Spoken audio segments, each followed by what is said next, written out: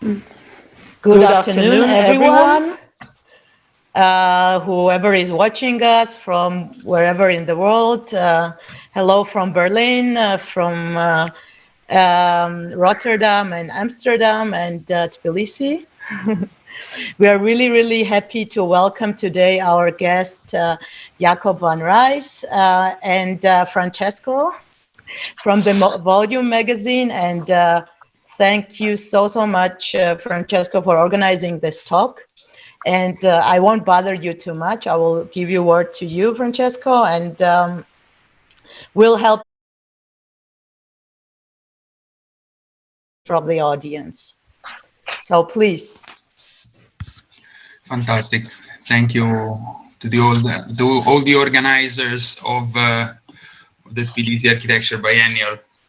It's actually very nice to see all these amount of content being broadcasted and so many different interpretations of the overall arching question of what do we have in common. With Volume, we decided actually to frame it around a specific notion that is often dealt with in terms of participation, in terms of commons, which is of course participation, but to try to frame it in slightly different and more unconventional ways with the two talks that we've decided to organize. One is today, of course, with Jakob, and with the different ways that MVRDV has been flirting with the notion, with a specific understanding of participation. And the other one instead is going to be tomorrow at 1:30 on the classic platforms that you've been following the Biennale until today, with Jose Sanchez, who is an architecture theorist and game designer. And that will have a slightly more technological turn. But I don't want to actually say too much. I'm very interested actually in seeing what Jakob has to say. Just the briefest introduction on Jakob. Jakob is a co-founder of MVRDV, which if you don't know MVRDV, you should get out of your cave. I think MVRDV has been, at least for the last two generations of architects, a fundamental reference to understand the conceptualization of architecture, irony in architecture, and not only, and in some cases, also theoretical approaches to architecture. I don't want to say too much. I'm much more interested in what he can say rather than myself. All right. Now, I think it's a nice introduction. I especially like the word flirting. Flirting in architecture. I think we can do a lot of flirting. We can also need more flirting these days. Flirting with theory, flirting with all kind of things. Irony, flirting with irony. But I think as a tool, the flirt, I think it's interesting because an architect would probably, when you have to present a project, it's also a certain flirtatious event by seducing somebody to take your design or to say, well, you are take us, please, take me. And so that was just a little link to what you just said. We spoke a bit about it during the pre-talks about how we can pick up on the commons and what we have in common, besides that we're all sitting in Zooms all the time. And now I have to do, of course, the share screen tool, as everybody can in the meantime dream about. And then the next question you say is then, do you see my screen? So that's I hope that's a yes. And a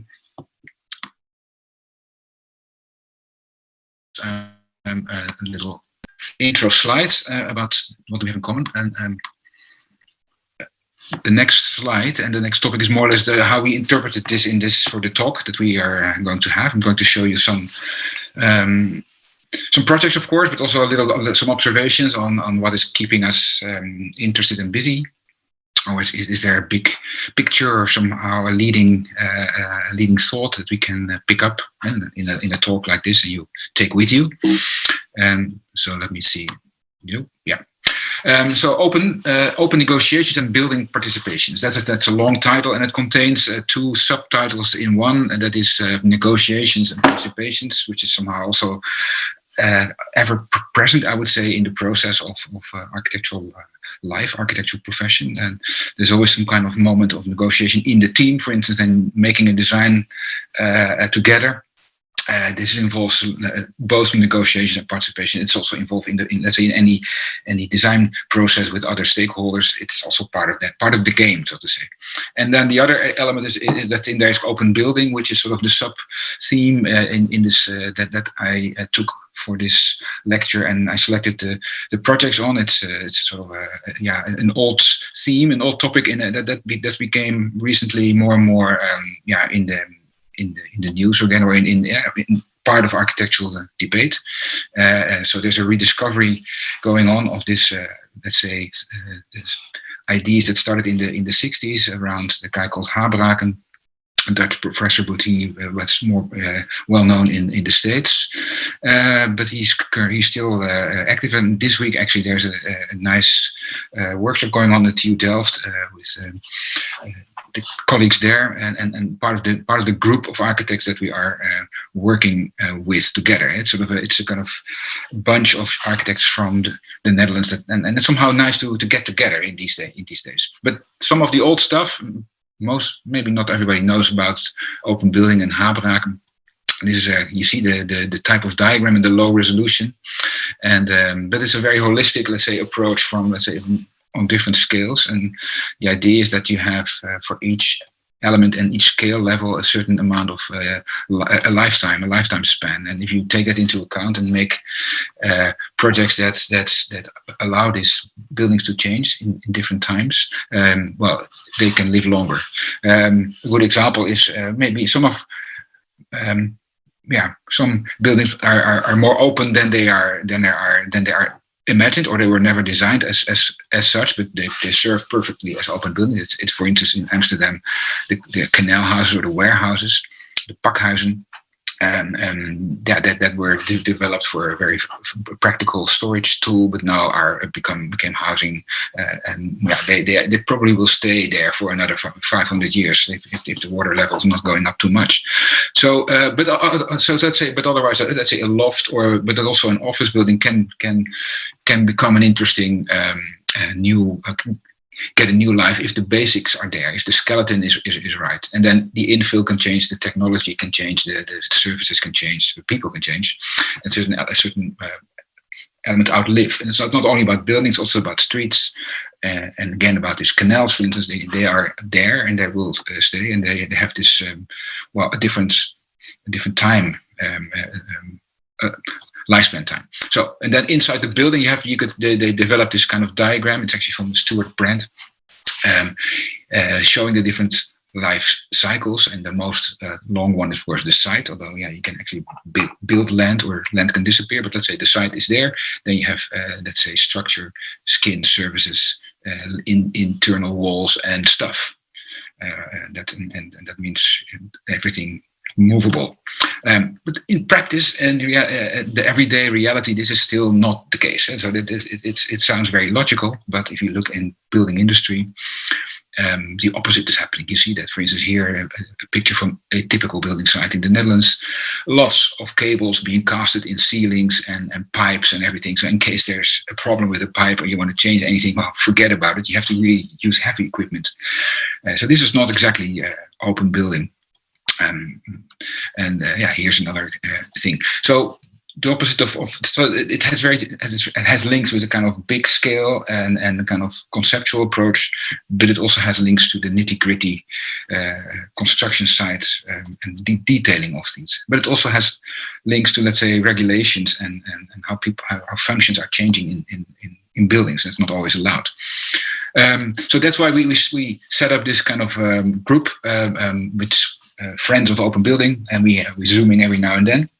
And so it's at the moment still a Dutch crew, but there we're expanding this to other places as well, with some kind of events. And this is just starting up, so we're still it's a foundation, and I think everybody's excited also to exchange knowledge between architects, because architects are usually you meet each other not anymore in the bar.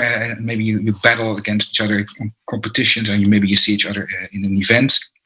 But it's nice to talk about more the profession in this kind of way. I think that. So we started to develop a certain kind of handbook, you could say, and gather our experiences together and so for solutions and try to orchestrate and study the ways of openness. So you can make a super open building which is really flexible, and you can make it kind of medium open. And sometimes it's not necessary to be super open all the time, because it also costs a bit more money. But for some spots, let's say it's medium openness will do the trick. Anyway, but putting it down in a few quotes, we wrote it together. So this is more or less the statement, the mission statement. Open buildings are much needed concept to lower drastically significant ecological footprint. So that's, of course, that was not so much there in the 60s, but it actually matches now today's world, because if buildings live longer, if you don't need so many of them, especially in the skeleton in the construction industry. Building a building that costs a lot of CO2 and is already half of the footprint of the lifespan or regular lifespan of a building.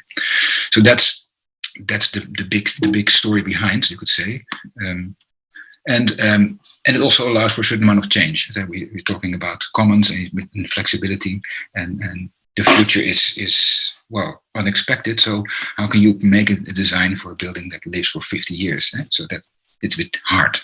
So therefore, open building gives a framework to if everybody is understanding it, it will be much more part of the standards. That's the second agenda point, let's say, convincing the building industry that this is a way to build more smart. And unconsciously, we did some open buildings in our first, let's say, project. This is the VPRO building, and this was our first large-scale building that was made for an office in the Netherlands, an office for a broadcasting company. And broadcasting and the media are very changing professions, so to say. The technology developments are incredible, and you see that the way they use the building is also part of that. And in our case, we said, we make a kind of mainframe, a kind of skeleton with floors and columns, and in that mainframe it's also three-dimensional, where the connections between the floors were sometimes fluid.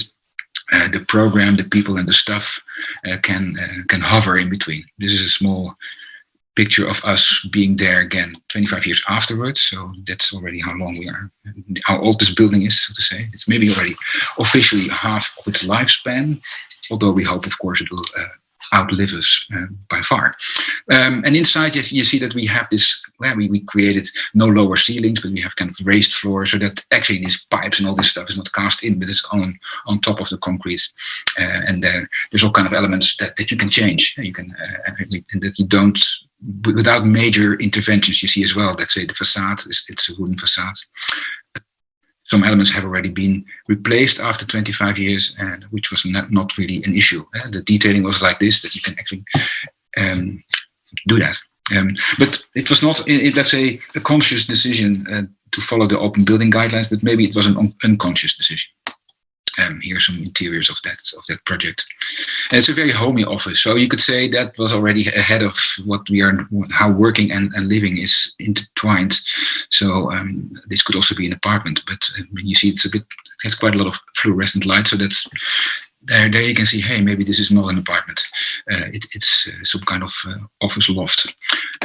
Right. So how open should a building be? I'm also teaching in Berlin, and one of the fascinations I have there is the kind of East Berlin neighborhoods, this Plattenbau developments, which are of course probably also in Tbilisi somewhere. I haven't been there yet, but that was too bad. I'm just online.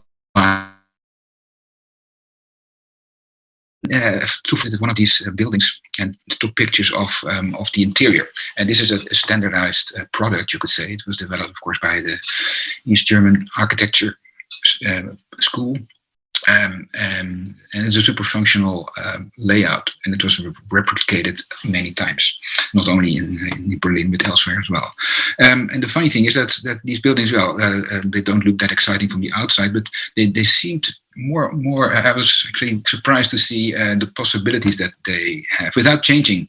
Let's say they're not that flexible at all, but you can see in this series of photographs that the element of stuff, the layer of stuff, is already quite something to define the atmosphere. So all these interiors, all these lives, all these people, all exactly the same floor plan, exactly the same very cool minimalistic interior. You see, you can imagine what type of persons live there. And what their lives are like, but the funny thing is the spaces they're in are identical, and so that's the question again: how much flexibility do we actually need? And that is something that you always should ask yourself. And sometimes less flexibility might also work and do the job, as long as you have a good layout, which I think probably this house has. These apartment types were pretty well developed in that respect. So this individuality and the collectivity, I think it's an element that's in many of these housing and large-scale projects, how to combine these two. And this is something that we have been fascinated by during, let's say, still are, how to orchestrate difference. And in one of our first housing projects, we also worked on this. This is the floor plan. We actually made as little as possible in there, so that it's a 2-room or 3-room apartment. But it depends how you can build it up yourself. Has a balcony. It's super, let's say, pre-described in terms of square meters. And in that world of repetition, we then started to imagine a certain element to play with. That was the facade, and the position of the balcony and the color of the fence. So here you see all the apartments we made. They're almost all more or less the same because of cost and efficiency reasons, but still they're also all different. Because of their different facades. And then after visiting them empty, we went back when they were lived in, so to say. It was similar as this series from the Plattenbau. This effect, but you could still see there's a little bit of architectural intervention. You could see that the light is different in some of these apartments, and some people were even maybe inspired by the color of their balcony fence. Besides that, there was the issue of social connections between people, that if you have shifted balconies, you are able to meet and talk. So that's the Bozoko, the story behind the Bozoko project. Not so much about the cantilevering, but about the floor plans and the facade. And from there, we stepped to the Silodome, which is in a way also a certain open building principle, where it's not maximum flexibility. It's not the super flex option where you have let's say the lofty type, but it is a limited medium flex where you have the walls that are of course there. It's a kind of structural system. It's also in the Bozoko. Developed, let's say, by the building industry to keep it affordable.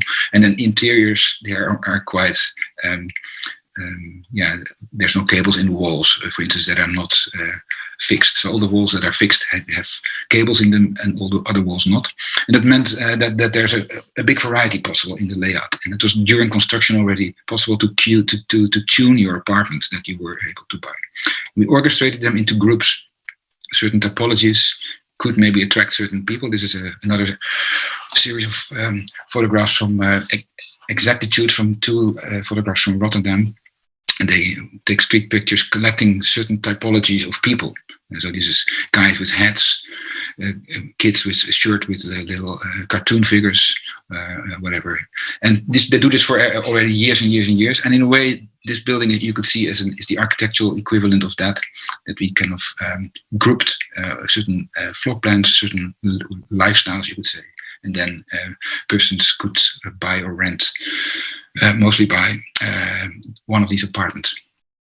Standing in the harbor of Amsterdam. And this negotiation topic, that was also part of the lecture, it was into the design element as well. We developed a series of floor plans that you could orchestrate and combine as you liked. So you could put them, you could only select one, that's the monoculture, or you have social stratifications, means large apartments on top, smaller apartments at the bottom, and horizontal layer, you could do it vertically, or you could do the mix. And by expressing that mix, we already knew in the context of Amsterdam in the end of the 90s that was the one they wanted to choose. So it's also the way you build up a story to get the result you want. And then the question was, of course, what mix? So then the whole discussion started with the stakeholders, the clients, somehow the neighborhoods, the city planning office, the housing corporations, developers. Everybody had their favorites. And every meeting we recomposed the composition again until at a certain moment we said, okay, this is fine. Let's freeze it. Let's build it. But if you would continue this process, would it have resulted in a different building? Or if you would do this now, today, you would also maybe get a different building. At the same time, we were then discussing how to materialize that, how to link these typologies with a certain facade and with a certain material. Same story. Again, it's a question of taste, money, composition, and combination. And ultimately, this was then the outcome of that. And then the facade, you could say, is also not carefully designed in the classical way, but there's a bit of an outcome of the negotiation process. And so you don't have to say, but why is it exactly that color of orange? Or that meant it was part of this whole combination and recipe, and the outcome was the mix, and this is the mix that we ended up with. And besides that, there was another layer in the building which was about collectivity and about meeting each other and walking around. So it's like a vertical neighborhood standing in the water.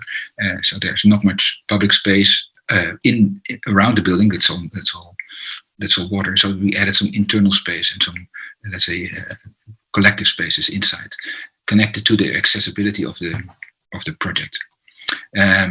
And this story already explained. We kind of combined with this sort of the need for diversity, which is then the highest in the middle segment, which is, I think, still something which is still valid.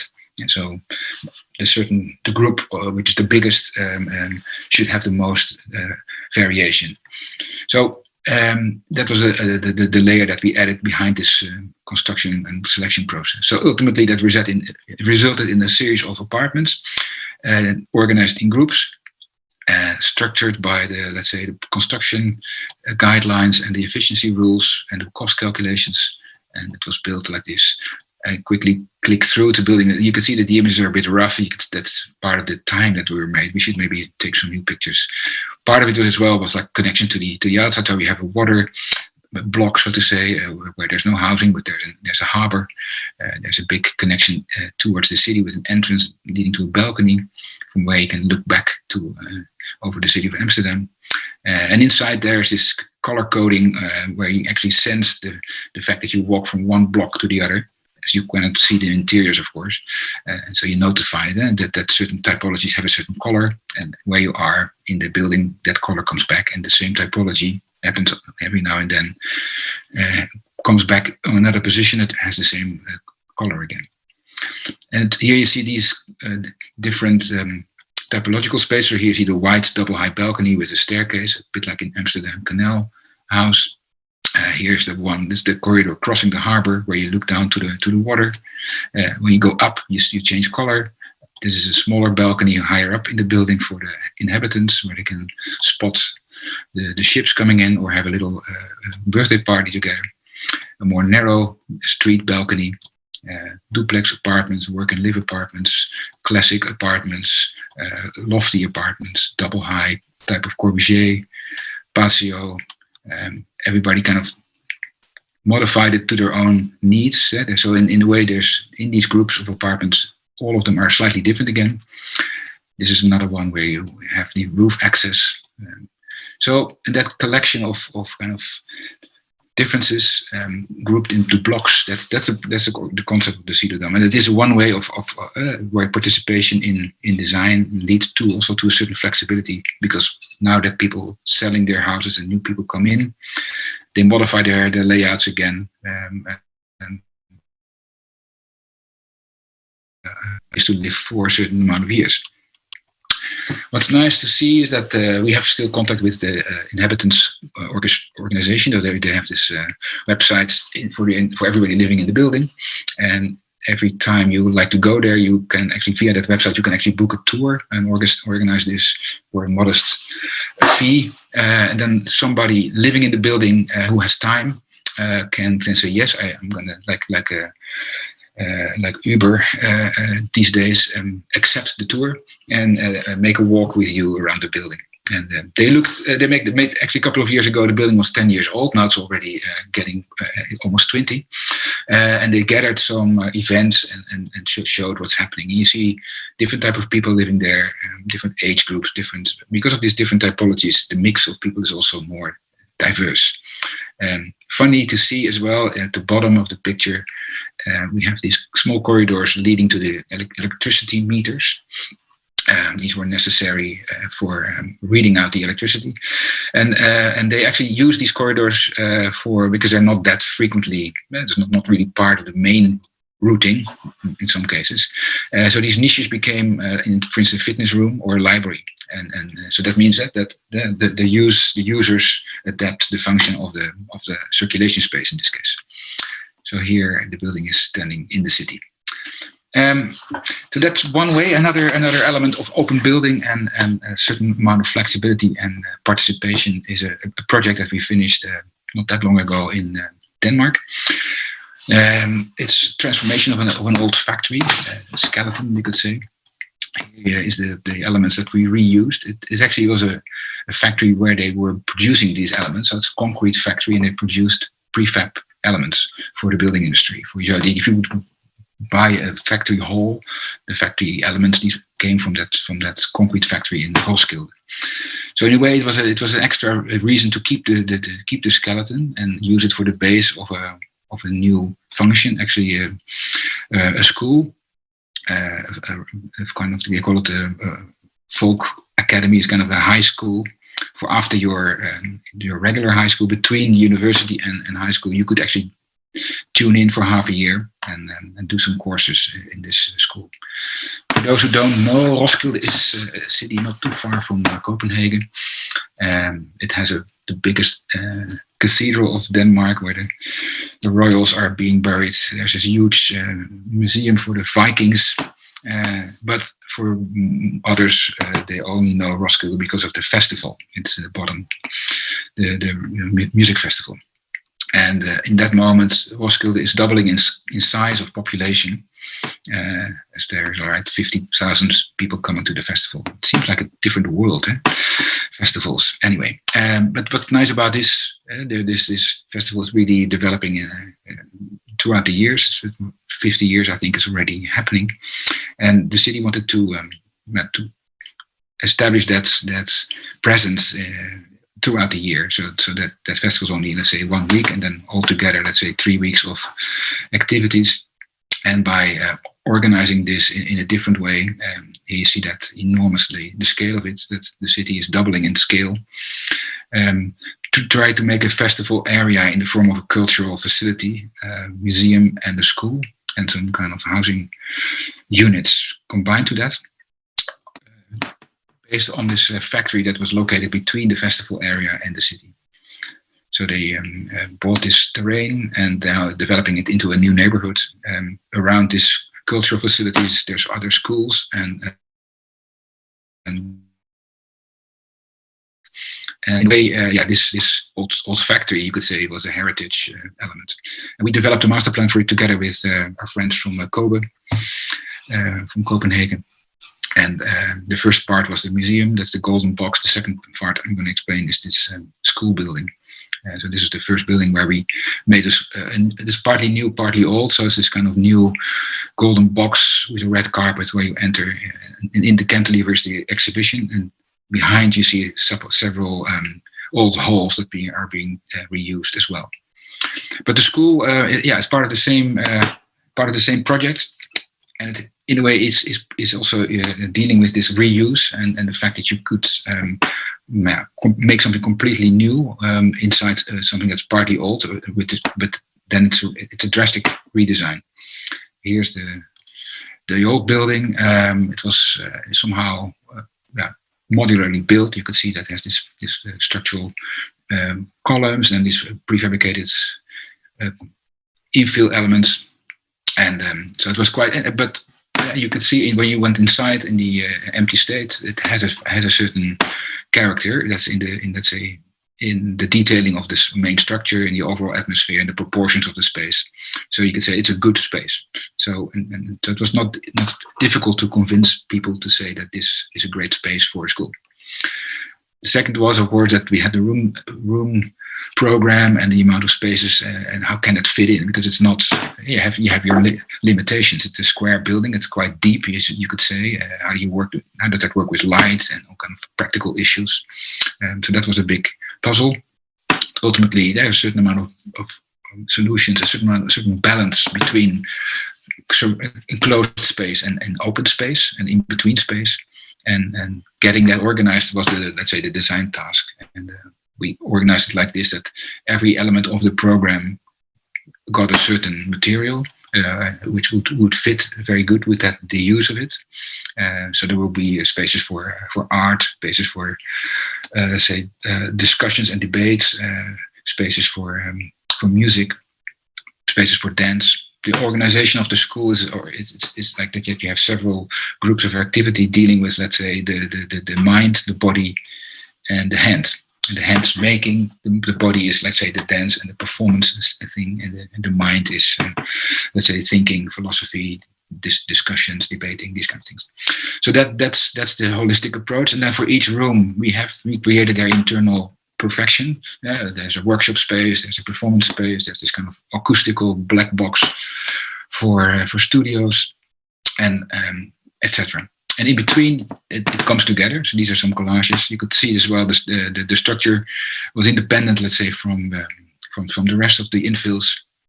And from here on, it created also a kind of complete internal experience that was built like this. So it has some of the super simple, some of more delicate materials all coming together in that block. What we added was a new skin, and that was more or less inspired by the old factory feeling. So everything is sort of grey and neutral, but with new materials. For instance, for the ceiling, it has acoustical absorption. It has skylights with automatic operatable openings for the wind, for the roof lights. It has good glass. So the building is perfectly insulated with all the stuff you need, with the energy of the demands that are new. Yeah, and that's the facade part. That's changing the structure. So it's a good example of open building where the interior, you could imagine it has a different lifespan. If activities change, things can be adjusted and relatively easy. With a small conversion, it can be done. Some pictures of the first group of students entering there, and the workshop spaces. So performance space is based on the color. It's a link to the orange stage of the festival, where the color of the festival is orange. So this is also the orange stage, but then in the school. It's part also of a kind of series of these højskoler in Denmark, which is something that exists already for quite a long time. They even have their own songbook. So that's also part of a Danish, let's say, education tradition. And there you see them together, first phase, second phase. So I quickly go through some examples, and then I guess later on we have some time to talk and have some questions. Another example of a project where this open building and let's say uncertainty or flexibility is part of the design is a project we realized in Munich last year. It's called Work 12. It's also part of a factory area, but in this case it's not an old building, but it's a new building. But the area is transforming from, let's say, a factory that was originated on the production of potato stuff, so everything with potatoes. And then after a while, this potato industry moved out, cultural use came in, and it became kind of a cultfabriek next to the center of Munich, which is more the opposite of this. It's more conservative and traditional. And this was, let's say, the other side. New master plan was made, and this temporary use of this more, let's say, creative artistic and party zone was changing, but on the other hand, people realized that it had a charm, and so part of it is also entering and remaining in a different way. Some of the history, the knödels and the kartoffeln, the braatkartoffeln. So this is everybody in a certain generation in Germany probably knows this brand, funny, yeah. So it's it's a thing, and it's you see here it's very closely located to one of the main stations in Munich, the Ostbahnhof, Eastbahnhof. East Station, and you can see as well that it's quite a dense surrounding around it, and they're trying to transform it into a mixed-use neighborhood. And the first phase is more, let's say, the cultural side and the working part. And next steps are it will be more houses will be added. So when we started, this is not from us, but this is let's say you could see the development process. Some of the older loft type of factories were kept. You see as well the design developments. This is done by Stadler architects from Munich. So from a kind of modernistic approach, it turned out to be a colorful orange block with a new additional rooftop use on top of it. So this is a perfect loft office for all kind of creative companies. And next to this, you have a series of performance spaces that were already there, but then become more or less get a more permanent base. And they also wanted to keep, let's say, the informal vibe. It was a big spot for graffiti. Some really interesting pieces were still there, and people started to value them. So they are also integrated and trying. Yeah. So this combination was there for us. We were asked to make a new building. There was not a clear program. Besides, it could be office, it could be an event space. It could also be a museum or a club, or the ground floor will be restaurants. That was for sure. So what we proposed, inspired by the existing buildings, that why are these existing buildings still very attractive? And the simple answer was because they have a high ceiling. And so when we make a new building, we propose to this client, you should make one floor less. There was a maximum building height.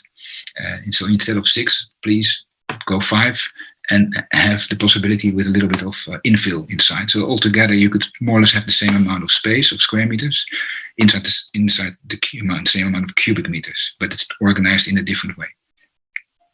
Besides this, we also proposed to them, like, instead you have a maximum flexibility, as you don't really know how the spaces will be used. Make a kind of loft out of it and put all the cores, all the circulation on the exterior. And the next step would be to make them outside. So it's almost a vertical street with big balconies, and so you don't enter the building until you really enter the front door of your space, of the bar, of the office, of the fitness club, whatever. And then this machine of entering and escaping, that's all outside. So this was a diagram that we then proposed. You have a series of big floors, and you can do anything you like, and we added big words on top of it as anything can go. And also in the future, you can imagine the whole building can be full of offices or full of bars. This is all possible. So that message was clear, and everybody also said, yeah, these letters are also not bad. So why don't we keep them as part of the let's say the atmosphere? So it's not necessarily functionally needed, but because of that, the building is actually quite straightforward. Something else is needed to give it an additional layer. You realize that this as some kind of signage, but also as an extra feature for the architecture. But then the question was, of course, what to do. So here you see some local slang, servus, and this is Bavarian words. Enters discussion on what to add on the facade, and we therefore decided to have a competition. And the competition was about making words out of these letters. There was a certain amount of money, so you can imagine there's a certain amount of letters possible. If you have a W or an S, these would cost more than an I or an L. So there's a balance there. We also wanted to have these letters on different facade pieces where you could see them. And ultimately, 10 proposals were made by visual artists and let's say writers or poets, letter artists, you could say them. One of the visual artists won with this almost childish but nevertheless a very clear proposal. That's an inspiration, let's say indirect inspiration of the graffiti on the area. They said, okay, by taking these kind of almost these comic book words, adding on the facade, it lives up. It fits to the mood of this werksviertel, of the cultural heritage of it, and it gives the building almost like a lantern at night. So that was the story, and the owner of the area was said, there was some beautiful poetic other entries, but he said, when I see this every day, I'm not sure if I really like that. So people should just almost in an informal way, just easy, a no-brainer. So this A and O was proposed. In our design, we said, okay, the whole building is a neutral carrier. It has all these functional elements like the sun shading. Here you see the sun shading, the big balconies, the staircases, and then the layer of the letters as well is gray, and in the evening it comes to life. You see the colors of the inside, you see the functions coming out as well. The activities in the evening, it is also becoming a place to go out with lots of bars and clubs, performances, and let's say concerts. And so so this is part of that. Gives the background to these events. The middle part is occupied by a big club. In the meantime, a fitness club.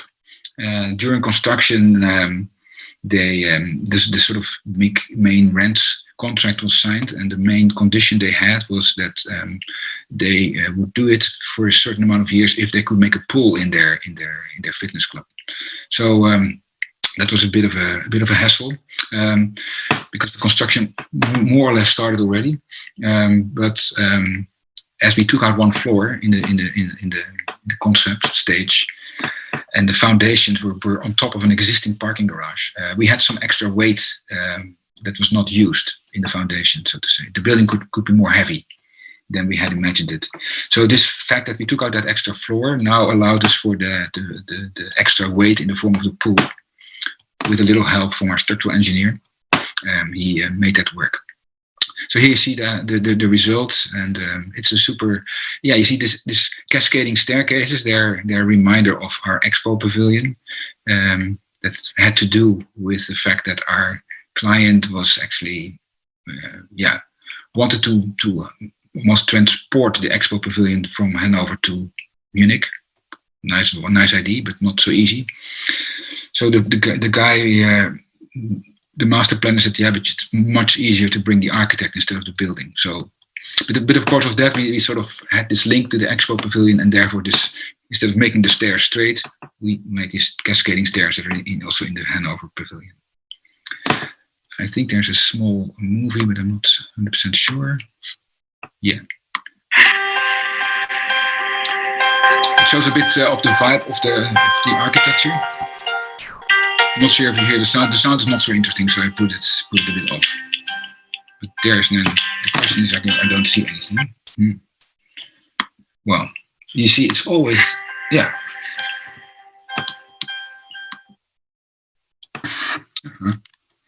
Okay. Now.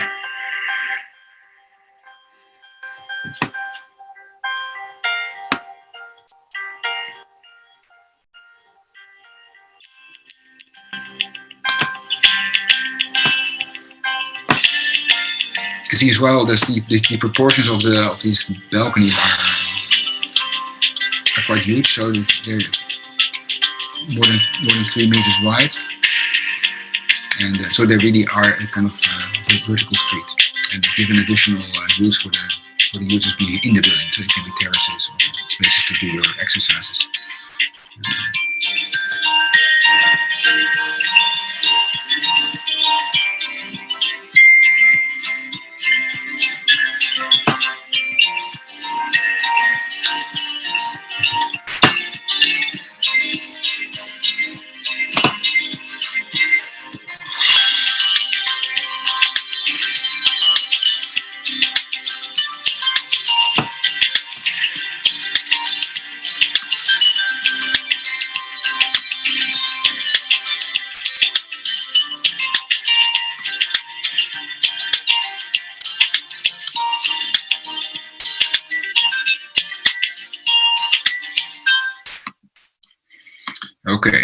a little break.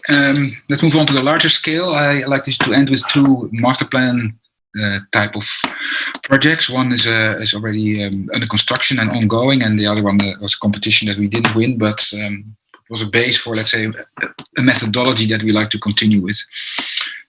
Sort of interactive planning tool. But Oosterwold, of course, making a neighborhood, it takes years, and just the long term, you have to be patient to be an urbanist in that respect. But luckily in Oosterwold we were able to pull it off, which is in the polders in the middle of the Netherlands, near Almere. Almere is a growing city. It's very young, and it also offers space for new development. It's still growing quite fast. And instead of making the same regular suburbia density, we could convince the planning office in the city to have an experimental neighborhood with a lower density in between, let's say, the agricultural area surrounding the city and the regular city, so to say. So it would be a hybrid between the two, you could say. And the recipe for this was that instead of the regular density, you would be able to get a larger plot for the same amount of money. But the catch was that you had to organize some things yourself. So you have to organize your own infrastructure towards your house, some cables, but also some energy you would have to harvest yourself. And not only energy, but the plan as well. That you needed. You had an agricultural, let's say, role as well, and you could maybe deal with your neighbors in case you're not such an agricultural farmer type. You might have the possibility to convince your neighbor if that person might say, "Hey, if I can do it for you," and then make a deal. So overall, this was the recipe, and the guidelines were quite strict, also with a certain amount of water and green on your site.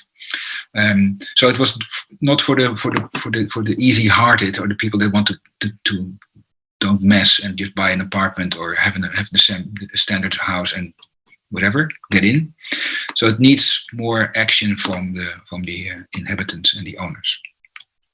So it also offers possibility to have a more collective way. So instead of making your own house, you could develop a project with more people, with a larger plot, and combine certain things together.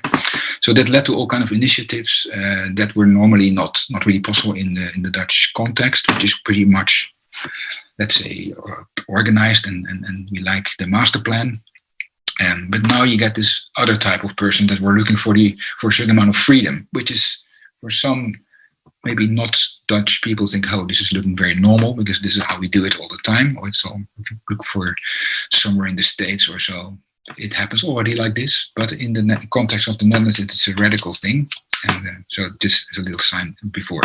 So here you see these people, they have their dogs and their chickens next to their house. You see them behind.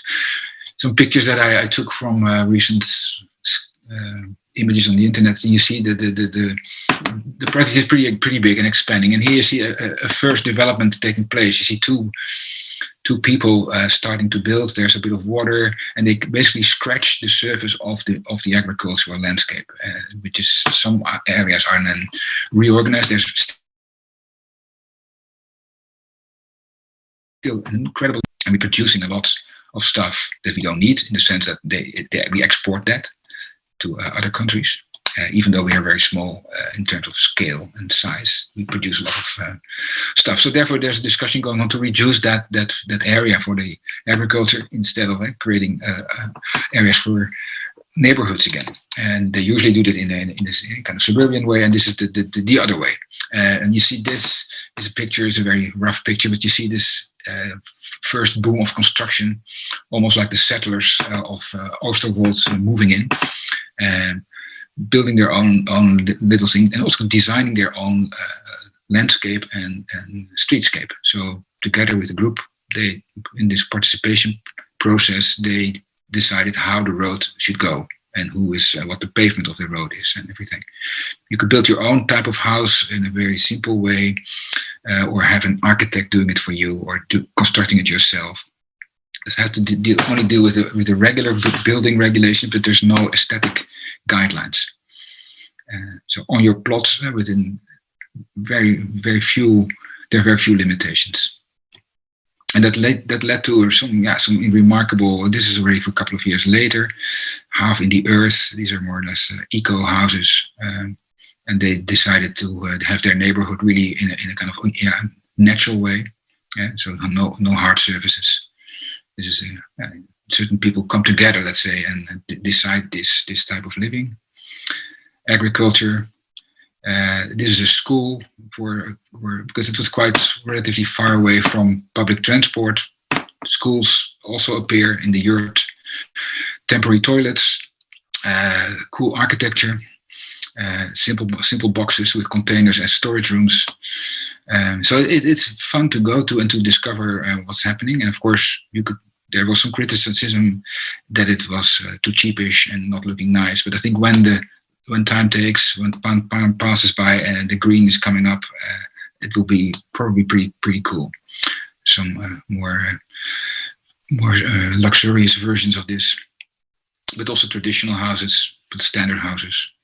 A kind of shed house, which is one of my favorites. These people are elderly people that are having their camper and they cruise around Europe during the year. And when they dock home, when they are back in town, they needed a place. So what they built is basically a big garage for their camper. And so the camper comes in and the house is, so they live like a camping site. They don't have a kitchen because the camping tool, the car is the kitchen, the bathroom and everything. And it's just a big box and they can repair the car and clean it and whatever, maybe some.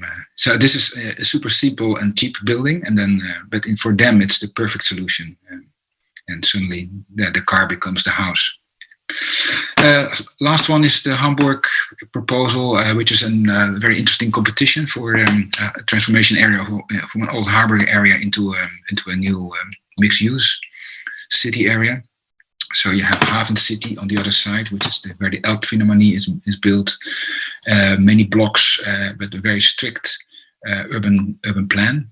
So everything is pretty much designed, and the architects that are doing the buildings have a very strict, have limited freedom.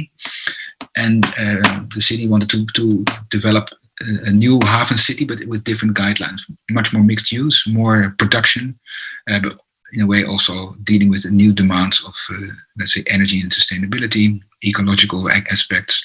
So a lot of things coming together. Werkstatt Gasboek is the title. This is all in German, but it says it's a neighborhood where production can be there. It should be innovative, social, flexible, connected, and ecological. So basically, all what you want. For this, we also said, okay, how can we orchestrate this? How can we make sure we don't trap getting the same, let's say, mistakes, or by defining too much. Similar as in Oosterwold, by orchestrating freedom and flexibility with a certain amount of guidelines. And how can they influence each other? Because that was something that was not so easy in Oosterwold. When things were happening, how can you make sure and know what the neighbors are doing? So for this, we developed a sort of a catalog of blocks or Bausteine, with a certain amount of program, but also with certain, let's say, characteristics and kind of qualities, or is it this big building likes to be this. It has this kind of aspects involved, and it could be on this position.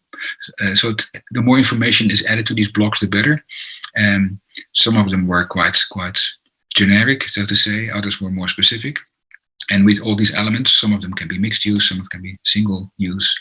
The city could be developed, and we developed not a master plan, but more like a planning tool, and kind of, you could call it a game, more an interactive negotiation design tool. So we're here, for instance, we gave a couple of overviews. This is the production that could take place in that area, the innovation elements which are linked to this level, apartments and houses, social and connections, the grid, and the movement, so to say, the traffic, slow traffic, speedy traffic. There's a kind of backbone for the cars, and for the rest it's a minimized car neighborhood ecology. So this was these are more or less the outcome of how we could imagine it. but we didn't say that this was the solution, but we said this is the potential solution, and see if this works. Yeah, here you see the movie.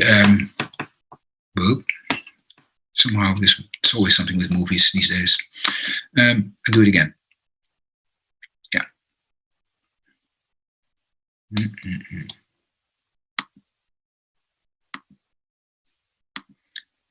Apparently it doesn't work. That's a pity.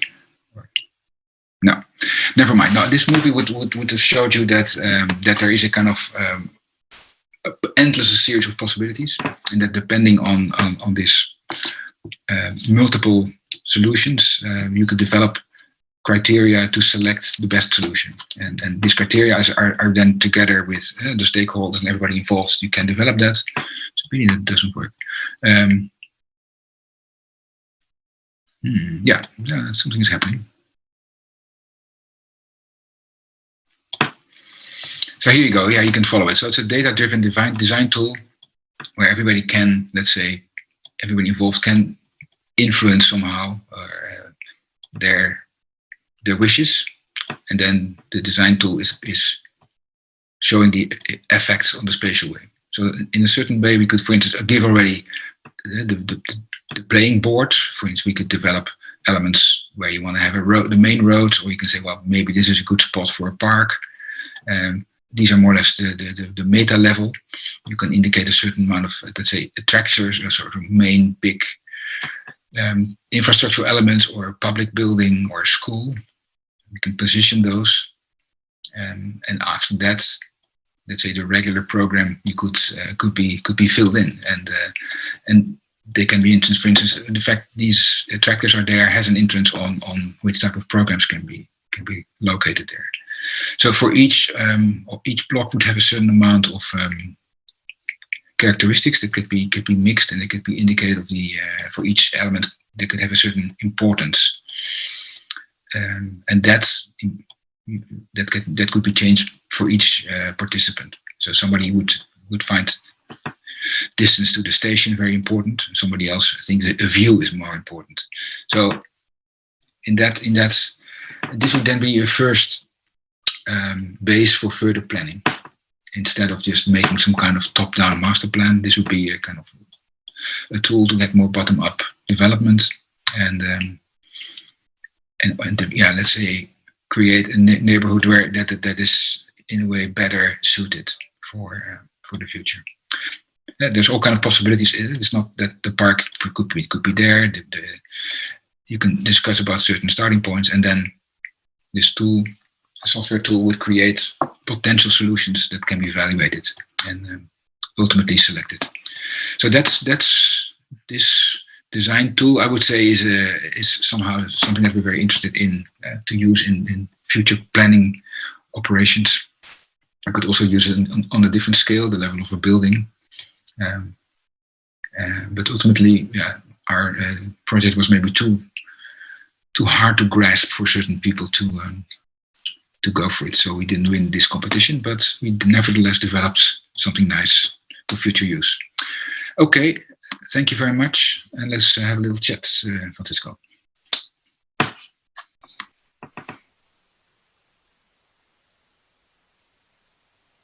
Yeah, you can then, let's see, you can stop sharing your screen. Yeah, good. Fantastic. I think actually super cool also to finish almost on a tool that we've often seen, let's say, we've seen theorized in terms of use by MVRDV, but I didn't know actually in previous publications from already 10, 15 years ago sometimes. But seeing it actually coming to life. Yeah.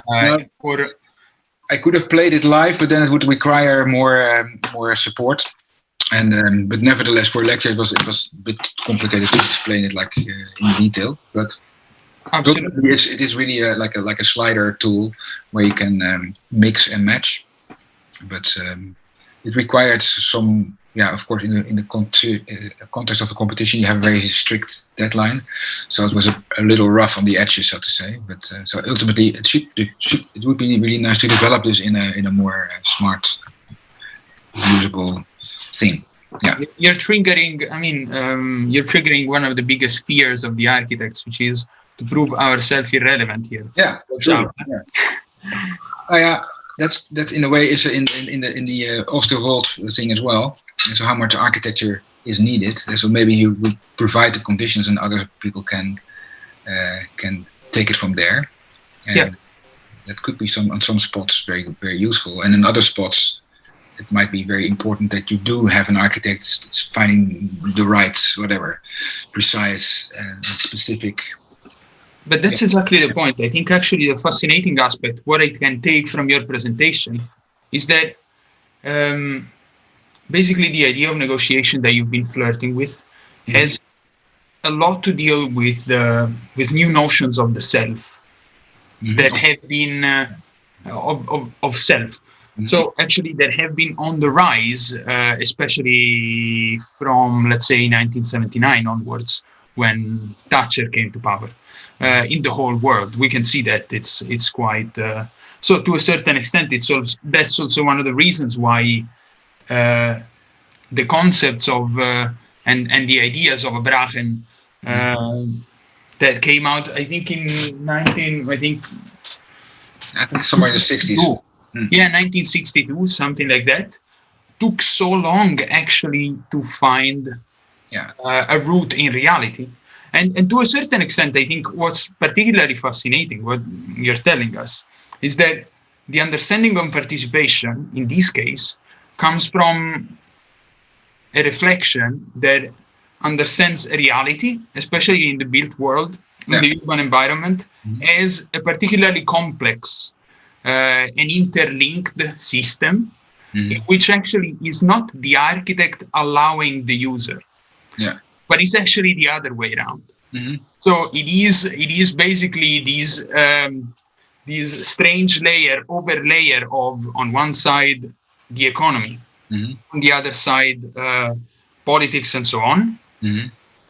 On the bottom, the user that you showed us with all those different multiplications of domestic spaces that are going to be anyway personalized. And the interesting aspect is that you're trying to actually create a middle layer for the architect to participate. So the architecture is the idea of participation is not for the user, but it's actually for the architect between these two high and low layer. I think it's well, there's always a kind of level of participation, and sometimes it's a modest level, and then it's almost minimized by the architects. Shows the design to the people in the neighborhood, and that's about it. That's almost it's a bit the old school. But right now you could see with the new technologies there's much more possible in getting feedback from people and making it. But of course it can also go out of control when there's too much participation. You get lost and you get crazy. Yeah, it can be horror as well. So. It's kind of an overloaded of participation. It can kill you basically in terms of also the creative process when there's like there's no good decision making process. So that's part of the fear and that some people have with participation. Absolutely, and I think actually another. While you were saying it, I was trying to basically reorganize in my thought. The ideas that we usually have about participation. And I think actually the interesting aspect was that usually we end up thinking like that participation, I mean, if everybody gets, let's say, with absolutely no hierarchy, there is no decision making. And that is a common fear, but especially I think it all comes down to some aspects that are particularly fascinating and bring to possibly another death by participation, another death through participation. That's a participation. That's a sort of indeed a pretty horrible. But I mean, but I think some people are love to participate in a max way, and others are afraid of it. So that means the architect could be, should be able to serve both.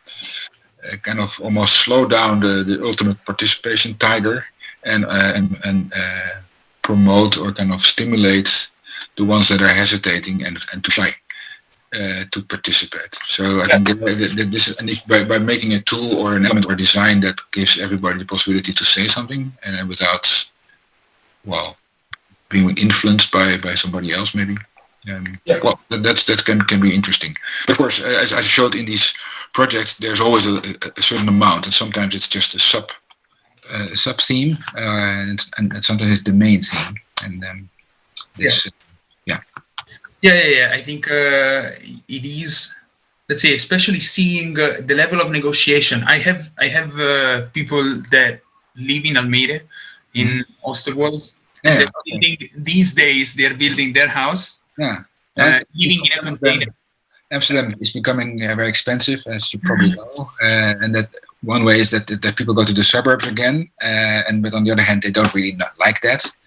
But this is also maybe connection to the current situation. But if they think, hey, if I can do this, then I might actually like to go, and then there's indeed some examples there of actually. People from Amsterdam, artists that developed SLA, made a beautiful apartment building, a horizontal building with super compact but very open plan, with nice balconies. So it's a one-layer building hovering above the ground a bit. So it's super nice, and that's now being built for the second time because people think, hey, this is a really nice one. Can you do another one? And so yeah. No, I think, I just wanted to say also to the people that are watching, I mean, feel free to ask questions, and otherwise I have about a million questions myself. I mean, we should... I'm wondering where everybody is that I'm watching. Is there still a Georgian present, or is it all over the world? We can check. But I think they're from all over the world. Mm-hmm. There are people watching on Facebook and YouTube. Okay, hi there. One particular element that for me was fundamental in this whole discussion is, let's say, is the topic related to time, as you mentioned it, but also to the profession. Yeah. Let's put it like that. It sounds to me that actually parcelization of a lot of a site, whether it is silo dam and so on and so forth, let's say, allows for possible future uses that might arise, different functions, because the ownership model keeps being constantly refreshed. Yeah. But at the same time, can we actually think, or for instance, between you and the other people of the foundation Open Building, have you thought yet of possible ways to do similar ways to remunerate the professional that has been working? Let's say. Well, one thing that we have been discussing, and it's a very practical topic, but nonetheless very important. So if you have a building full of apartments and you want to reconfigure the apartments, so maybe you have an apartment and somebody is joining the family in some way or another, and you're like more space. And there's an apartment next to you, but it's too big. So maybe by this you could say that it's very hard to reorganize, let's say, apartments and house numbers and addresses. And for instance, if you organize a building with tiny addresses, so if you have a 3-room apartment, you have basically 3 potential addresses. So you could redivide this by selling maybe 1 room instead of your full house. So you say, well, for instance, you have a family, kids go out of the house. You think, I have these empty rooms, but I don't want to go to a new place. I sell my rooms to my neighbor or somewhere there below me or next to me. And instead of selling the whole house, I only sell a room. That's not very impossible to do. You cannot sell a room. You can only sell a house with an address. And if you want to sell a room, you have to split the house. And this is really difficult. I just splitting an apartment is an administrative nightmare. So by organizing a system where you can actually have smaller elements to chop, so that your apartment can be recomposed without that could lead to a much more flexible way of living. And if maybe you start with a certain amount of apartments and you end after a certain way with a whole different mix of apartment, because people have been selling and buying rooms, or sometimes the whole apartment. But that's something that's quite interesting. Actually, I live in Berlin partly, is teaching there, and this is also a building with a lot of small apartments. And some people in that building, they actually own more rooms, but they don't. So they actually walk over the corridor to another room, which is basically another apartment, because the apartments are not so big. So instead of having a workspace or a study room, they have a study apartment. So in this kind of way, but there it's still a whole apartment, because it's like 40 square meters. But if you can organize it on a smaller scale, you could really have a different way of ownership and work. So this is something that's very boring in a certain way, but can open really interesting possibilities. And I think let's come with me one step further. Actually, what I'm particularly curious of is thinking of a possible way for the profession to be linked to a building that nobody better than you that designed it knows it. Mm-hmm. But for the long term. So for all those different manipulations that might happen. I mean, something that is linked to time, basically much more linked to the performance of the building rather than the fee that is based on the percentage of the building cost. Mm-hmm.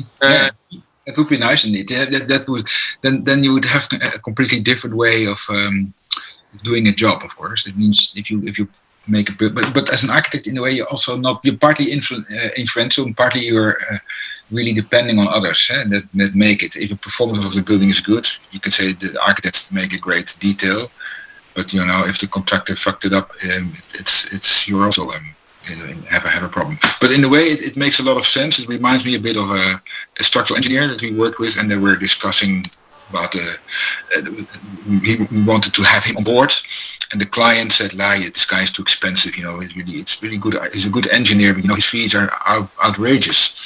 And then he came with the idea that, look, okay, I accept your fee on one condition, that in case I'm able to reduce your building cost that perform under the budget, you give me 10% of the reduction. So if the building costs like 10 million and the structure costs are 10 million, if I'm able to build it for 9 million, I get 100,000 euro, and you build it for 9 million, so you're even more happy.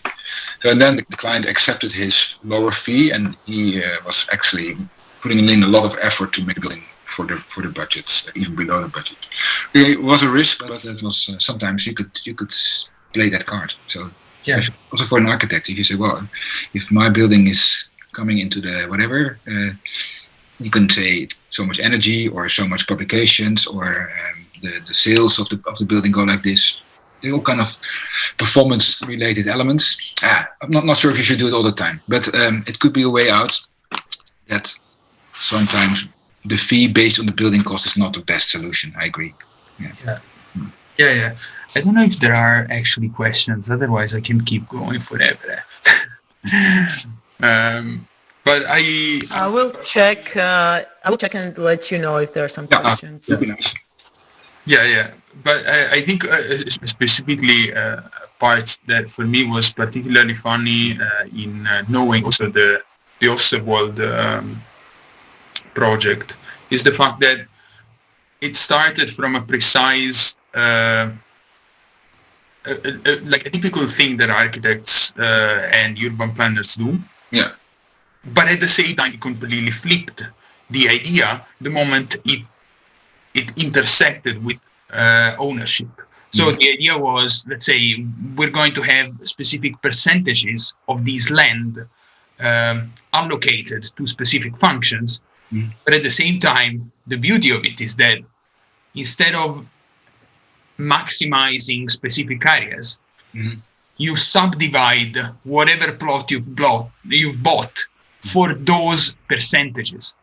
So instead of having 100% of farming in a corner, you have, let's say, 25% of farming on every single plot. And that has forced, curiously, in terms of negotiation, as you were saying, sometimes negotiations between people, but at the same time, a curious growth in the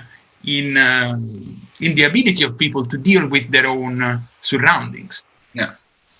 And it attracts different people. We think already from the fact that normal people build a house there, but it also works the other way around. That people that are maybe interested in farming want to have their farm there, and instead of having only a farm, they also make some apartments there. So now there's also one farmer who's making a housing for senior people, senior citizens on his farm, and these also match the requirements of the zoning plan. So instead of having the farm and you can only do farming, it's suddenly allowed to have housing on your farm, and that makes the farm completely different, because he doesn't have to own and earn so much money from farming, because he's also renting out some apartments that were also part of the farm, and maybe some people that live there like to do some work at the farm, and so. It sounds completely logical, but to do this is very hard, because it's not allowed for a farmer to build an apartment on his farm. That's because the zoning law doesn't permit it. Yeah. So, but who's been actually dealing? I know that there are also research projects being carried out these days on Osterwald. I know Felix. Of course, there were some very mixed results. So some people were extremely excited about it, but also people were also kind of slamming it and burning it to the ground, and it was fierce criticism because it was really, a nightmare. Of course, I think it's an outspoken proposal, so that we get different reactions. But I think it's also too early to judge it. Urbanism takes time, and the neighborhood needs some kind of time to settle, especially when you have the whole, let's say, atmosphere of the garden and the green and the whole, let's say, the mood. If you come to a new neighborhood, you see it's new, and if you come to that same neighborhood 50 years later, it can be a completely different story. Yeah. Yeah. No, absolutely. Yeah. It is a fascinating proposal, though. Let's say, what were the problems that you had, especially trying to push such a different model with, it's true, a young municipality, let's put it like that, but at the same time it was quite a risk for them. Of course, you need certain people in the kind of decision-making level that are willing to take a risk, and in this case there was an elderman who has been also involved in the architecture scene, so to say, and who was very important in explaining this to the neighbor, to the municipality and the political field. But right now, I think they're of course also underestimating a little bit the amount of work it gives to maintain these rules. But it's somehow it's the beginning. It's just starting. So the first phase of the second phase of the project is now running, and there's still quite some steps to go. And I think every time you learn from the previous step, and they also have adjusted some of the rules that were not working or were too. And then they also increased the price for the land, because they realized it was so much work to organize this, and that the municipality had to put more people on it. So that meant slightly higher land price. Whatever. So this is part of the game. I think it's learning by doing. We have a question from the audience, so I will read it out loud. Sure. For you. So MVRDV recently completed a project of residential block in India.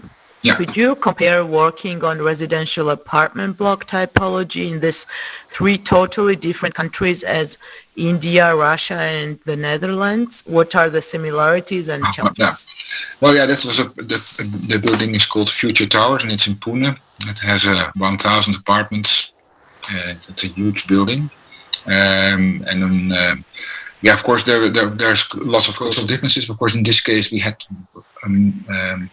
there's let's say limited flexibility in terms of materials. and there were also limited possibilities in the floor plans, because there are lots of specific floor plans that were more or less given and are the standard floor plans that people like to have in India, culturally organized by all kind of beautiful names like 2BHK, 3BH. So it's a whole, you know exactly what you get when you buy a certain type. But on the other hand, there was lots of freedom in combining these apartments into one building. And the quality in this project is that the client wanted to mix, and we convinced them that you have a mixture of apartments in one building, and not, let's say, a tower with one type all the way up and then another tower with another type. So that is in a way similar as in the Silo Dome, except you don't see that on the facade.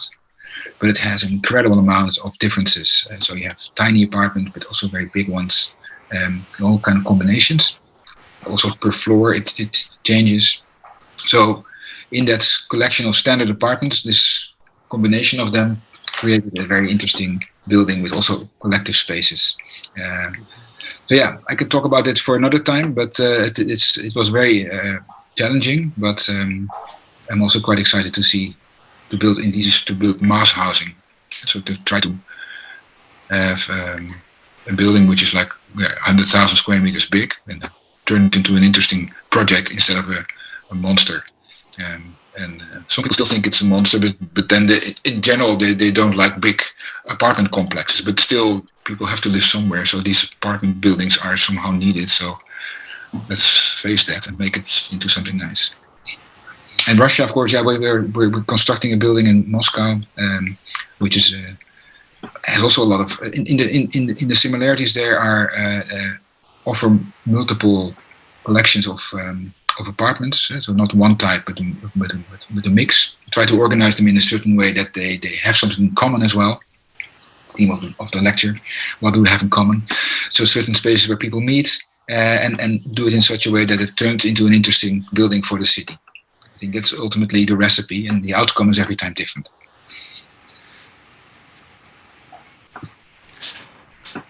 Yeah. If there are no other questions for now, no, I think because we've been running for quite some time. I think I also need a little break because at 5 o'clock I have another event. Yeah. So I'll take a little snack and I'm going to stretch my legs and I'm going to coffee to be fresh again. But it was fun to have a chat, and I hope to come to Tbilisi one day. And and we might even say, for instance, based on what you were saying before, in some cases it would be interesting to link basically the performance of a building to basically the remuneration or the compensation of the professional involved. I would probably. Now that means you would get like a designer. You have maybe if you make a great lamp or chair or whatever product, and it is a success, you get the revenues of that success years later, because people still buy 10 years. You get the royalties. To a certain extent, we don't have royalties because it's only one building. It's okay if the building is doing well and the people are happy. All the people pay a little more, some extra royalties to the architects, and otherwise, well, yeah, you have it in a different way because you have all kind of countries. That means if you can be in trouble if something's wrong. You have securities and insurances. But anyway, but true, we can learn something about that from designers. They making a great house and design a series. So you like an artist make limited series, 10 paintings or 10 photographic prints. Yeah, I one of the 10. Architects don't do that. I make a villa. I had 10 villas. You can buy it now, and the fee is of course much less per villa. Yeah, would be cool, but it doesn't happen that much yet.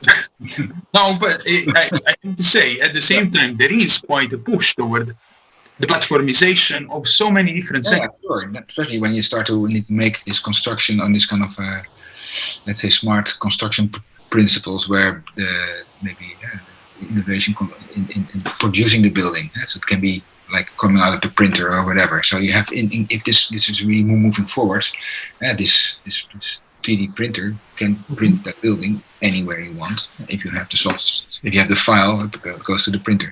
So all kind of dreams, but it will take a while. Okay. We're not out of business yet. No, we have still fun. Even though we have to enjoy ourselves at home a bit more and work via Zoom, but it's still, it's cool to work together even in these difficult times. And, yeah. Zoom every now and then for people in all over the world is also nice to do. So that's not for the invitation, and it was. And what are your expectations about reshaping the world after COVID? How it will become more utilitarian than I think on one hand, architectural. Things go back to normal because architecture is a long-term thing, and some things are being stopped and continue. But on the other hand, people realize, for instance, that workplaces are different, and everybody will probably agree that.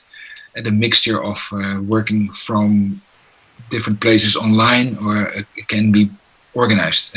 And people were very skeptical about it maybe before, and now we could say, okay, but every now and then it's also very good to come together. So that means offices should also be seductive.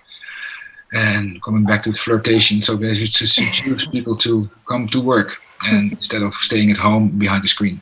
So that maybe offers a different type of possibility for the office and the work spot. But also houses, apartments should allow for workspaces.